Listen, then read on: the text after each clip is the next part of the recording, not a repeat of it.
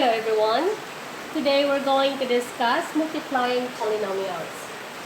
So our first example, we have monomial by polynomial. Okay. So first, if we multiply polynomials, we will consider first the sign. Okay. So negative times negative is always positive, or if you multiply the same sign, the answer is always positive, and if you multiply unlike sign, the answer is always negative. So let's start. Negative times negative, positive. So if the sign is positive and it's on the first term, then no need to write positive sign.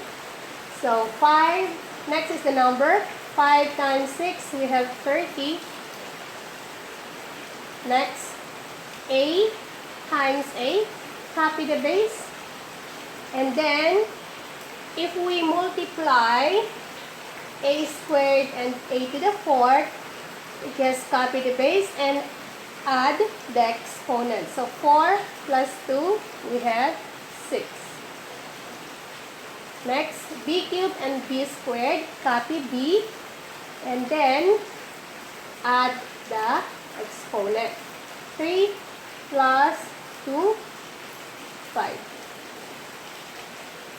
Next, so here, positive times negative, we have negative. 5 times 5, we have 25. A squared and a, copy a. And then add the exponent. 1 plus 2, we have 3. Next, b cubed and b5, copy b, and then add the exponent. 3 plus 5, we have 8. Okay, so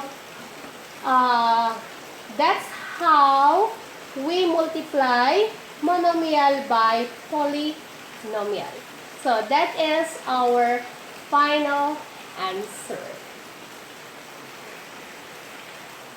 Okay, so next I'm going to give you one more example.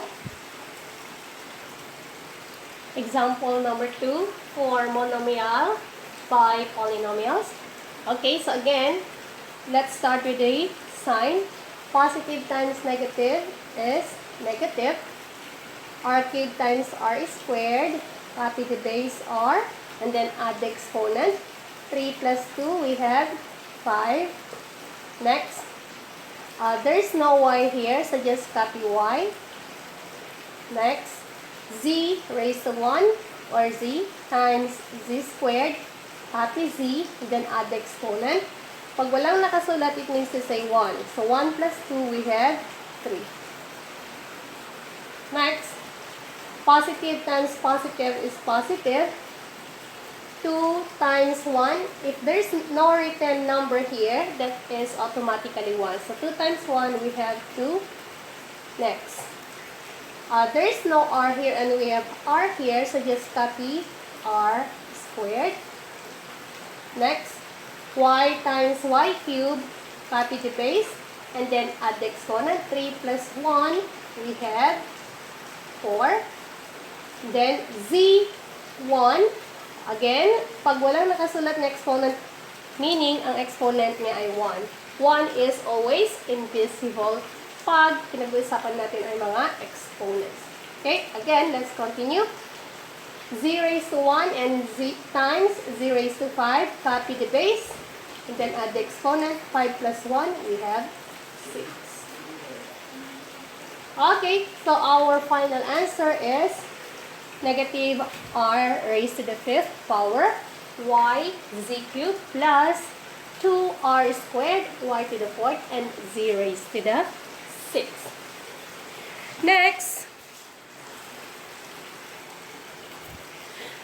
Next example, we have binomial by binomial. So we have here 3x plus 5 times 2x minus 4.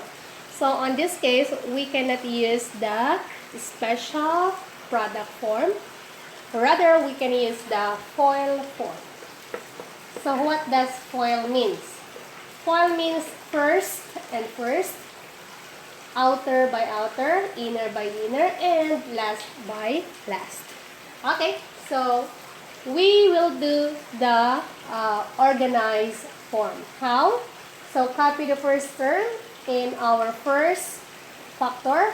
So we have 3x multiplied by our second factor, 2x minus 4.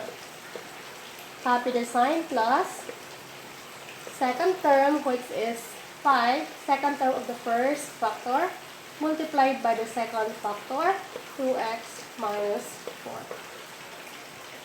4. Okay, next, of course, first and first. So, first and first. So, this one. So, now, we will do the distributive property. Okay, this one, this one. So, let's start with 3x times 2x. Okay, again, we will always start with the sign. So, positive times positive is equal to positive. 3 times 2, we have 6. X times x, copy the base and add the exponent. 1 plus 1, we have 2. Next, negative times positive, we have negative. 4 times 3, 12.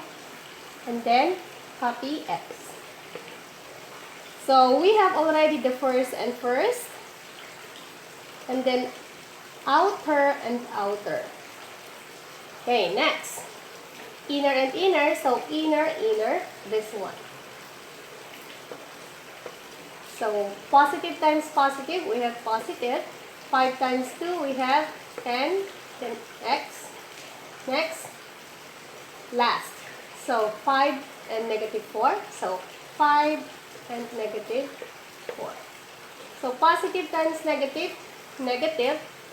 5 times 4, 20. After that, we're going to combine like terms. So, this alone, then, simply copy this one kasi mag-isa lang siya. Wala siyang kapareho.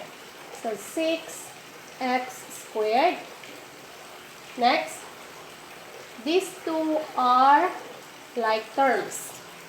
So, remember guys, pag nag-a-add tayo ng magkaiba ang sign, anong ginagawa natin? Always remember na kung mag-add tayo ng magkaiba ang sign, kopyahin ang sign ng mas malaki ang term. So, 12x and 10x, mas malaki ang 12x, so copy negative. And then, subtract. 12 minus 10, we have 2. And then, copy x. And then, negative 20. Since the constant or ang number lang, ang tawag natin dito ay constant. So, since negative 20, mag-isa lang siya, so just copy. So, your answer is 6x squared minus 2x minus 20. Okay? So, I'm going to give you more examples. Example number 4, binomial by binomial. So, we have here y plus 3 times y minus 6. Okay, so we're going to use again FOIL method. So, the organized form ang gagamitin natin. So, copy the first term, y, multiplied with y minus 6 plus 3 multiplied with y minus 6. Next, so y times y, copy y and then add the exponent, 1 plus 1, we have 2. Next, negative times positive, negative, 6 times y, we have 6y. Next, positive times positive, we have positive, 3 times y, we have 3y. Next, positive times negative, we have negative, 6 times 3, we have 18. And then, combine like terms. Kopyahin lang to kasi mag-isa lang siya. So, we have y squared. And then, itong dalawa sa gitna ay like terms. Pag sinabi nating like terms, magkaparehong y and y. Okay? So, since magkaiba ang sign nila, so, kopyahin natin ang sign ng mas malaking number. So, ito ay 3. Ito ay 6. So, mas malaki ito. Kopyahin ang sign niya, which is negative. And then, subtract natin siya. So, 6 minus 3, we have 3. And then, copy y. And then, kopyahin lang ang negative 18 since mag-isa lang siya. At ang tawag natin dyan ay constant. Okay, so ang ating final answer, if we multiply y plus 3 times y minus 6, the answer is y squared minus 3y minus 80. Okay, so easy. So if you want the other way around, the shortcut method, I think that is more complicated than this one. So it is better to use this one. Next, one more example.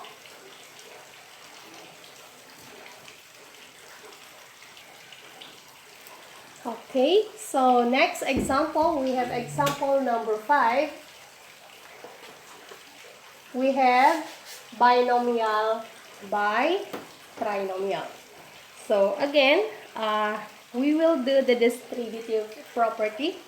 So the same with what we did in our FOIL method. That is much more organized, okay? So how? Copy the first term for our binomial.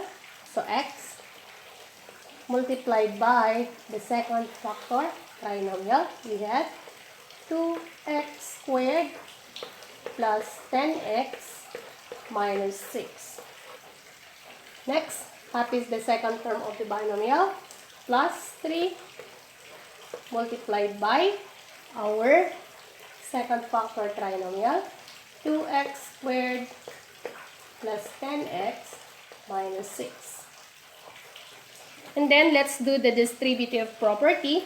So, this one with this and this. Okay? So, positive times positive is equal to positive. 1 times 2, we have 2. Then, x times x squared.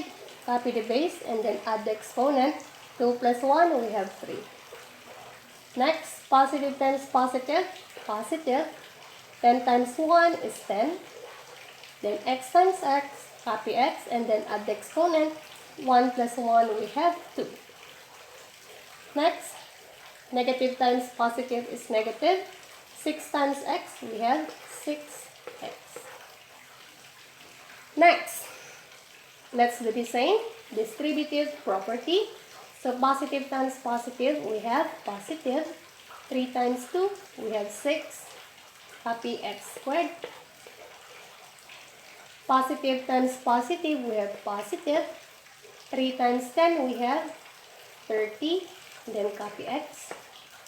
Next, then positive times negative, we have negative. 6 times 3, we have 18. Next, combine like terms. So what are those terms that are the same? So this one alone, so we just copy. We have 2x cubed. And then second, this one, positive 10x squared and positive 6x squared. Since pareho silang positive, so copy the sign. And then, if they have the same sign, we're going to add. So, 10 plus 6, we have 16. And then, copy x squared. Next, we have negative 6x and positive 30x. So, kung napapansin ninyo, magkaiba sila ng sign. So, positive, negative, copy the sign of the greater value. So, mas malaki ito. Kaya, kopyahin natin ang sign niya, which is positive. Next, 30 minus 6. Subtract natin siya kasi magkaiba ang sign.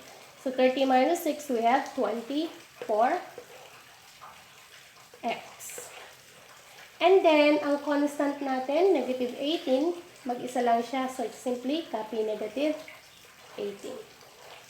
So, our final answer, when we multiply x plus 3 times 2x squared plus 10x minus 6, we have 2x cubed plus 10x squared plus 24x minus 80. Okay, guys. Ganyan lang po kasimple ang mag-multiply ng monomial by polynomial, binomial by binomial, and binomial by trinomial. I hope you learned something from this video. And please like, share, and subscribe. Thank you for watching.